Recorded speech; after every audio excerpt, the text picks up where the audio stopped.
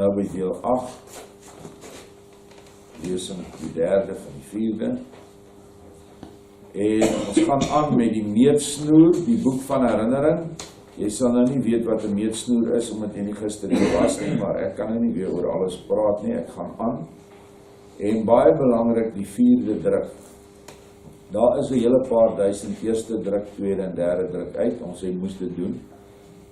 Maar Harry Broekboeke is nog nie finaal nie, en as jy so 'n boek het, dan is dit belangrik dat jy dalk nou hierdie tyd 'n 4de druk in die hande kry, en dat jy veral na die geslagtelikheid van die woorde kyk, en dan is daar geweldig baie taalfoute wat ons ook reg gemaak het.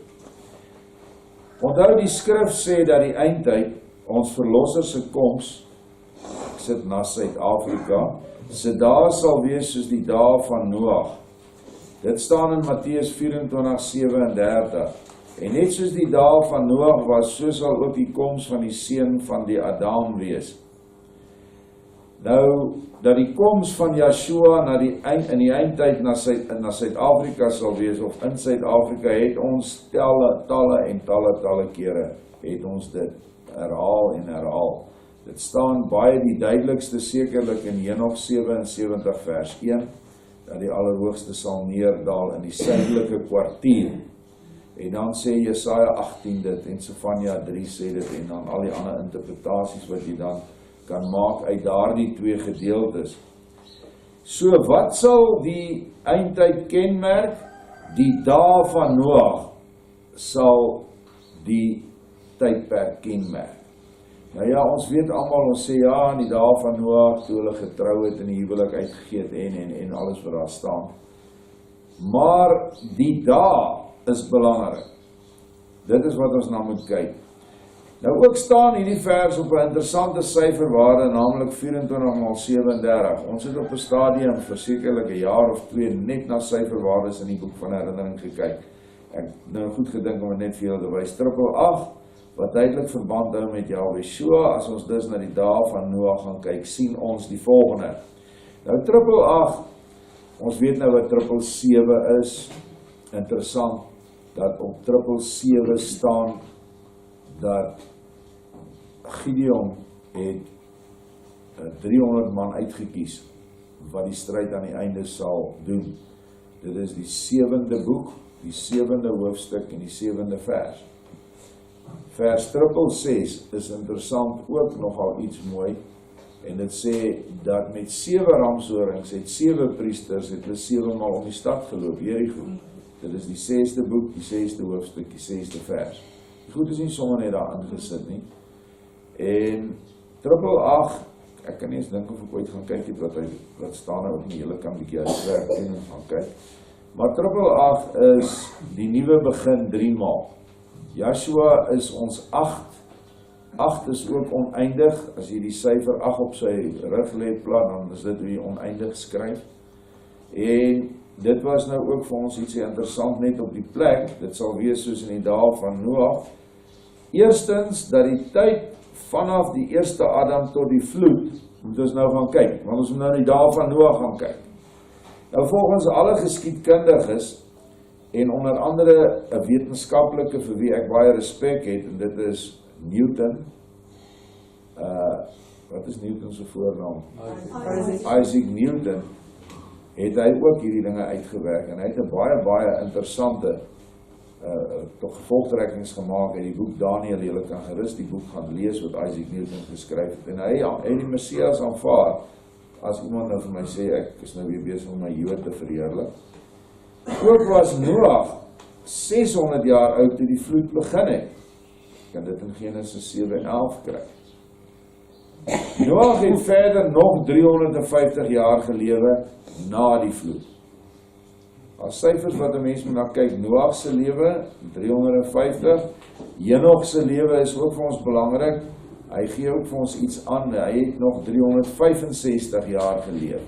Dit is interessant dat 'n jaar dan nou ook 365 dae het. As ons hierdie gegevens vergelyk met ons huidige situasie van ons volk, sien ons die volgende. So onthou ons nou gesê, dit sal die dae van Noag sal so wees. Ons weet die koms gaan in Suid-Afrika plaasvind. Vanaf die jaar 0 tot Jan van Riebeeck se landing aan die Kaap is dit 652 jaar. Want Jan van Riebeeck het in 1652 gekom. Ekskuus. Alle historici is dit eens dat Yahweh ons verlosser gebore is in die jaar 4 voor Christus of voor Messias. Hoekom sê ons 4? Hoekom is dit nie 0 nie? Iewers het mense maar net 'n jaar gegryp en het 'n nultelling gemaak. Ek dink omtrent so 300 na Messias of nog later het hulle toe met 'n telling begin.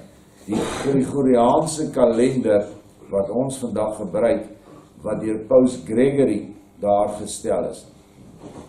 Hoekom jy weet dat die 0 jaar nie daar kan wees nie? Want daar was 2 Herodesse. Daar was 'n pa en daar was 'n seun. Die pa was aan bewind toe hulle die seentjies moes uitmoor. Hy het gesê dat die seentjies uitgemoor moes word wat onder 2 jaar oud was, toe hy hoor 'n koning is gebore deur die wyse manne. Nou, in die jaar 0 is daar genoeg Romeinse rekords wat sê, en ander rekords, ek dink Josefus se rekord is ook duidelik, dat dit alreeds die seun was wat aan bewind was. En die seun het ongeveer hier in die jaar 4 voor Messias het hy aan bewind gekom. So dit kan nog terug wees as 4, maar ons aanvaar dan nou maar 4. Isaac Newton het dit redelik duidelik daar ook vir ons bewyse gegee. As ons dit dan bytel, is dit ook 165 jaar. So 1652 plus 4 gee vir ons 1656. Tussen die tweede Adam, ons Messias, hy staan bekend in die skrif ook as die tweede Adam, tweede nuwe begin, en 3 bootjies verantwoordelik vir die vestiging van ons volk aan die Kaap. Die dromedaris, en die reiger en die goeie hoop. Waarom het hierdie mense gevlug uit Europa, ons voorouers? Hoofsaaklik vir hulle geloof. Die Rooms-Katholieke Kerk, daar was 'n tydelike vrede gewees onder die Edik van Nantes, en toe herroep hulle die Edik van Nantes, en toe is dit soos ons sê open season vir alle protestante. En hulle het protestante links en regs weer begin uitmoor soos hulle dit voorheen gedoen het. En die mense in die Hugenote was nie meer hulle lewe seker nie. Die Vryburgers in Holland, die Duitsers, oral het mense, Belge en Vlaamse mense, oral is hulle vervolg. Ook die Engelse is vervolg. En hulle het toe deur hulle regeringsbeskerming gekry in die sin dat hulle gesê het, ons sal vir julle vry passaat gee na die Kaap toe, en daar moet julle dan vir ons gaan plant, en vir ons 'n halfwegstasie wees tussen Europa en die Verre Ooste.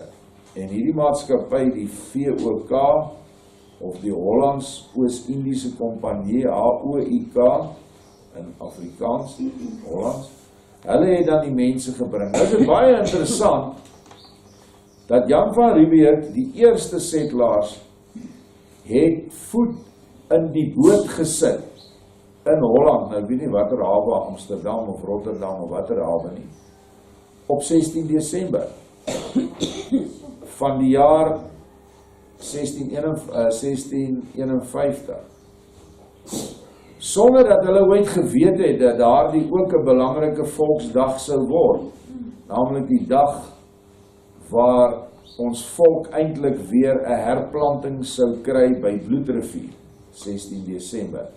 Nou is dit interessant, hulle kom en gaan aan die boot in die volgende herplanting van die volk, amper wat, seker 200 jaar, amper 200 jaar later, op 16 Desember 1838, en hulle land op 6 April 1652, op Pascha. Ons het dit op 'n stadium uitgewerk, as dit nie presies daardie dag is nie, is dit een dag uit. Maar dit is in elk geval in die Pascha tyd, soos wat ons nou in die Pascha tyd is. Ons is nou in die fees van die ongesiede brode. 6 April lê nog 'n dag of 2 voor ons. En die kalender varieer as gevolg van die dag en nag eweninge wat skuif. So dis baie interessant om te sien dat ons volk nie net, jy weet nie net uit die lug uitgryp dat ons nou 'n planting is nie. Jeremia praat van die planting. Hy sê van 'n loot wat van die toppe van die berge gevat word en geplant is in 'n ver land. En daai ver land is Kaap die Goeie Hoop. En as jy al die simboliek van die Kaap kyk en jy kyk na Tafelberg en die 12 apostels en al die dinge, dan dink ek het Vader al baie lank in sy skepping die tafel gedek vir 'n nuwe volk wat hiernatoe moes kom. Ons volk het nie soos die Amerikaners gevestig geraak agter goud, rykdomme en allerhande ander industriële magtige fabrieke wat hulle gebou het nie. Ons volk het nie soos die Australianers hulle beslag gekry nie. Australië was 'n tronk gewees. Alle kriminele in Engeland het 'n opsie gekry. Of jy gaan in 'n tronk sit daar, of jy gaan Australië toe en jy gaan werk daar. Nie dat dit maklik was vir hulle nie, gaan lees die boek Die 12 ure wat Yeshua gedikteer het aan Jacob Lorber, as jy ooit gruwels wil lees oor wat hulle met wit slawe en swart slawe gedoen het. En hulle het ingegaan in hierdie lande en hulle het almal wat binne-in was uitgemoor. Die Amerikaners feitelik al die Indiane en die Australianers feitelik al die Aborigines. Ons volk het dit nie gedoen nie. Ons volk het 'n skoon rekord. Toe ons wel die Hottentotte aan die Kaap kry en hulle bly die boere se vee steel en hulle aanval, toe is hulle vasgevat. En later het Vader gehelp en hy het hulle laat sterf aan 'n pokke-epidemie dat daar feitelik nie meer 'n Hottentot oor was. Toe hulle by die Kei-rivier en die Keiskamma-rivier en die Visrivier kom en die Klomkosas kom toe ook dieselfde tyd daaraan en hulle soek veiding vir hulle diere en hulle steel die boere se diere, brand die boere se huise af. Toe is daar 'n oorlog wat jou goddelike reg is as iemand jou aanval en besteel en beroof. Wat net lyk my nou nie meer geld nie. Nou kan almal dit doen. Net so 'n oomblik as jy 'n geweer uittrek vir selfverdediging, dan word jy toegesluit. Maar hoe dit ook al sê, ons volk, die boerevolk se rekord is skoon. Hulle het eers probeer om met Dingaan te onderhandel om grond te koop. Maar hy het hulle weer eens, het hy verpieperatief mislei en hulle uitgemoor. En daar is genoeg inligting en rekords dat hulle dit gedoen het op aandrag van die sendeling ouen wat daar was, wat ook 'n vrymesselaar was. Hy het vir hulle gesê, wat sal jou koning, jy koning Dingaan doen, as jou mense nou van jou weggaan en hulle verag die koning en hulle kom nie weer terug nie, hulle wil nie meer onder jou wees nie. Toe sê ek, maak hulle dood. Toe sê hy, hierdie ouen vir Dingaan, nou hierdie mense, hierdie boere wat nou oor die Drakensberge kom, wat hier gekamp is, hulle het ook weggeloop van my koningin af. En dis hoe hulle toe vermoor is. So, die Satan is altyd daar in die vorm van die Edomiet, wat ook in daardie tyd Engeland beheer het. Nou ons volk was gemeet vanaf 6 April 1652 tot verlede jaar, onthou dit nou so 2002, presies 350 jaar in Afrika. Die jaar 2002 was dus die finale jaar van die periode, 'n tye en 'n halwe tyd. 'n Tyd is 100 jaar.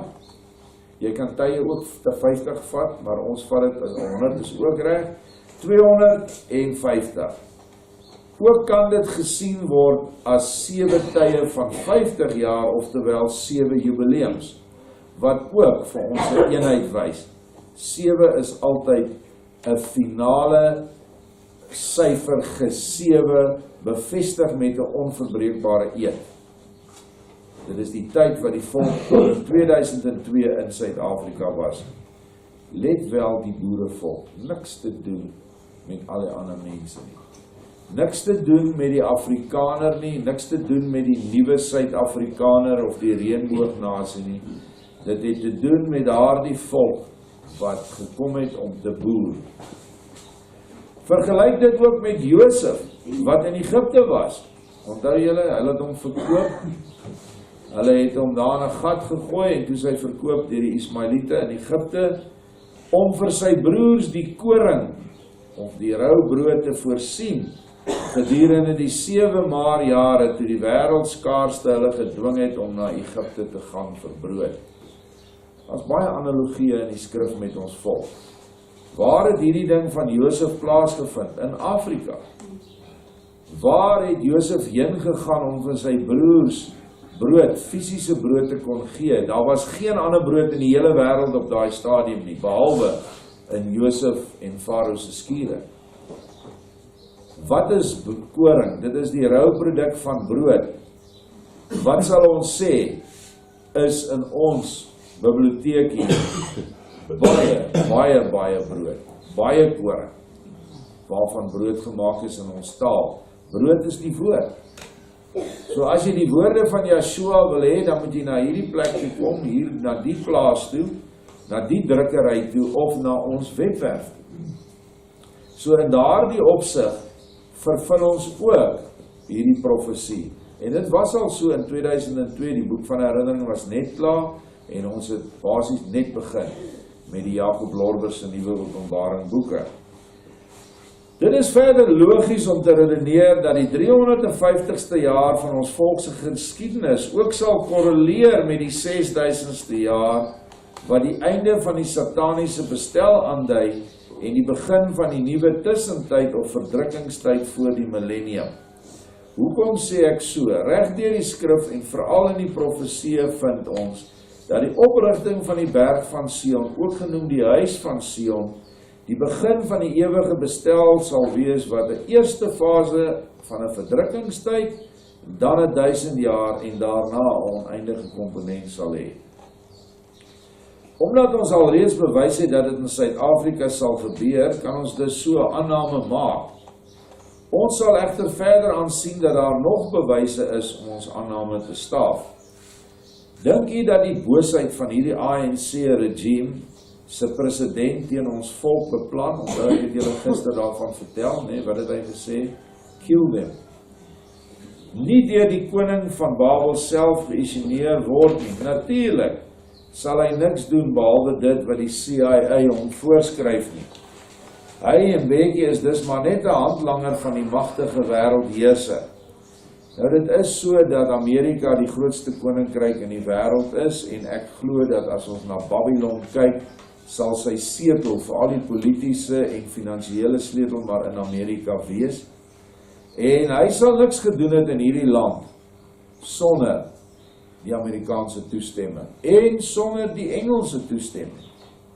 Ons moet altyd weet dat die Engelse deur hulle MI6 en MI5 militêre intelligensie organisasies beheer hulle nog steeds hierdie land vanaf Cecil John Rhodes se tyd. Julius Malema word gefinansier vanuit die Britse MI6. En daar's foto's waar hy met dieselfde ou wat deur al die jare, 40 jaar wat hy betrokke was in Suid-Afrika en in Suidwes, altyd die een was wat hierdie onluste aan die gang gehou het en gesorg het dat die boerevolk of die Afrikaner volk daardie tyd altyd moeilikheid gehad het. Ek is vandag heeltemal oortuig, alhoewel die bewyse, daar is nie direkte bewyse nie, dat hulle ook vir Hendrik Verwoerd vermoor het. Ja. En dat hulle gebruik gemaak het van die lakeie hier. En John Foster was in op die moord. En die Ruperts was in op die moord. En al die ander wat sekerlik geweet het van die losielede, want toe Verwoerd besluit om die belastings van die myne te verhoog en om sekere ander finansiële dinge te doen. Hy was nie bereid gewees om los te kom van die goudstandaard nie, en dit is wat hulle almal wou gehad het, want ons het die meeste goud gehad, en het hulle hom vermoor. En ons sal sekerlik eendag in hiernamaals uitvind wat presies daar gebeur het. Maar dit is die magte van die duister en die bose geeste in die lig waarteen ons veg. Volgende paragraaf, ons gaan nou verder met ons meetsnoer, die boek van herinnering 4de druk. Sanet, nog 'n vroukie in daai tyd, kry 'n boodskap gesig dat ons 280 dae van die 880 bladsye van die boek van herinnering moet aftrek, wat ons dus op bladsy 600 van die boek bring, verwys na Noag se 600 jaar oud, wat oud was net voor die vloed. So net voor die groot vloed van water begin het, was Noag 600 jaar. Ons identifiseer met Noag, want ons is nou in 'n ark. En die ark was gebou gewees, want die ark aan die eindtyd sal 'n geestelike huis wees. Ek het mos nou in die vorige 7 lesings baie daaroor gepraat. So die geestelike huis is hier opgerig, na hierdie boekie natuurlik die lig gesien het, en ons dan op die 22ste, die 23ste September, ons lees die volgende paragraaf. As dit dan so is dat die geboortedag van die volk, of noem het dan eerder 'n hergeboortedag, of 'n wedergeboortedag, dis op 22 September 2003 aanvang gaan neem, dan kan ons beweer dat die Noag dae, naamlik die vloed van sonde, hand oor hand sou toeneem vanaf hierdie dag, terwyl die groep wat hulle harte aan Yeshua gegee het, 'n plek of 'n toestand van beskerming bereik het. Dis 'n geestelike ark. En ek glo vandag as ons terugkyk, het ons beide 'n plek en 'n toestand bereik. 'n Toestand is 'n geestelike toestand in jouself, waar jy so vas aan Yeshua is, dat niemand ooit in die wêreld iets aan jou kan doen nie. Hulle kan nie eens 'n atoombom op jou afgooi nie.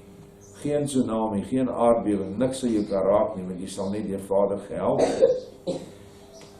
Dit is die dae van Noag. So as hy sê dit sal wees soos in die dae van Noag, moet iets korreleer met 600. Iets moet korreleer met 350 na 16:1656 dae. Nou 2002 was presies 350 dae nadat Jan van Riebeeck aan hierdie kus geland het, waar ons dan kan sê 'n nuwe volk gebore is, wat dan verwys na die tyd na Noag, waar hy uit die skip uitgekom het. Kom ons gaan verder.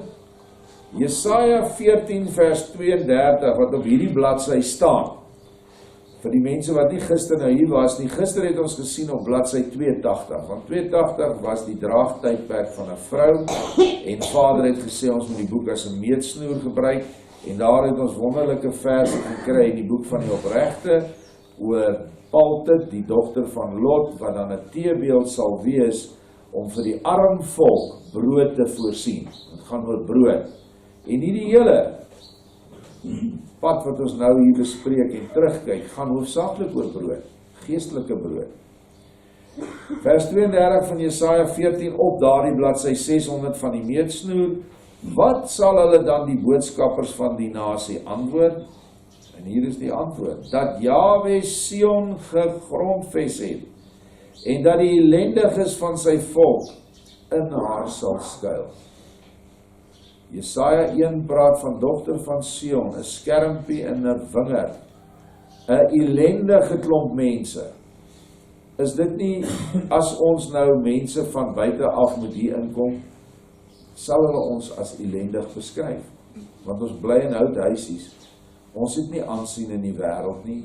Hier is nie mense met titels nie, hier is nie mense wat skyn en op TV en in film speel en bekende dit en dat is nie. Ons is doodgewone, ellendige mense, platgeslaan deur hierdie golf van boosheid wat in ons land gespoel het in die afgelope jare. En dit is dan wie ons is, maar hy het Sion hier gegrondves. Dit is sy kern. Jesaja 16:1, ook op die bladsy, versamel die res van Jakob by die berg van die dogter van Sion. Stuur die lammers van die regeerde van die aarde uit die rotsstreek weg na die wildernis, na die berg van die dogter van Sion. 'n berg is altyd 'n regering of 'n heerskappy. As hy van die berge praat, dan praat hy van groot nasies. As hy van heuwels praat, dan praat hy van klein nasies. Nou in Micha 4 sal hy ook van die heuwel praat, waar die skaapstoring sal kom. Maar hier, die berg hierso is nie so groot nie, want hy het ons nou klaar gesê, ons is ellende. Dit gaan hier, dat Sion groot in die gees is. Dat die mens die innerlike berg bereik het, waar hy moet wees, die dogter van Sion daar. Weereens kan dit nie anders te wees as die berg van Openbaring 14 nie. Die berg waar Yeshua self met sy verseeldes is nie. Gaan lees Openbaring 14. Dit is waar jy behoort te wees, bo op die berg in jouself, jou hoogste vlak van geestelike ontwikkeling. Jy het jou vlees onder beheer, jou siel is onder beheer, jy doen die wil van Vader, jou wil en Vader se wil het opgegaan in mekaar, en jy leef nou vanuit jou gees. Jy doen niks, wat jou gees nie eers sê, ja, dis reg, mede dan die liefde, en dan doen jy dit nie. Dit is dan die berg waar Yeshua is. Dit word verder bevestig in vers 5, ook van Jesaja 16, en opgerig deur medelee, het medelee met ons gehad, is 'n troon, en hy sal daarop sit in waarheid in Dawid se tent, 'n regter wat die reg soek, en gehou is in regverdigheid. Dit kan toch maar dan net, is my verklaring, Yeshua self se troon wees waarvan hier gepraat word. En ek het die vraag al seker 100 keer gevra, waar is die troon van Yeshua? In ons harte. Wat noem hy dit? Dawid se tent. Jy en ek is Dawid se tent. Jou tent is jou liggaam. En Yeshua wil as koning Dawid kom sit binne in jou hart. Hy wil heers in jou hart. Jy moet dit sien in die geestesweer as dat hy op 'n stoel sit en hy is nou jou koning. Alhoewel hy nie so werk nie, hy is heeltemal anders as 'n gewone aardse koning. En dit is wat hy dan nou gaan oprig, wat vir ons gewys is op 23 September 2003. Al hierdie goed het ons net duideliker en duideliker gekry. En dat die meetsnoer, die boek van herinnering, baie bygedra het om hierdie inligting te bevestig. Maar daar kom nog redelike klomp bevestigings. Amen.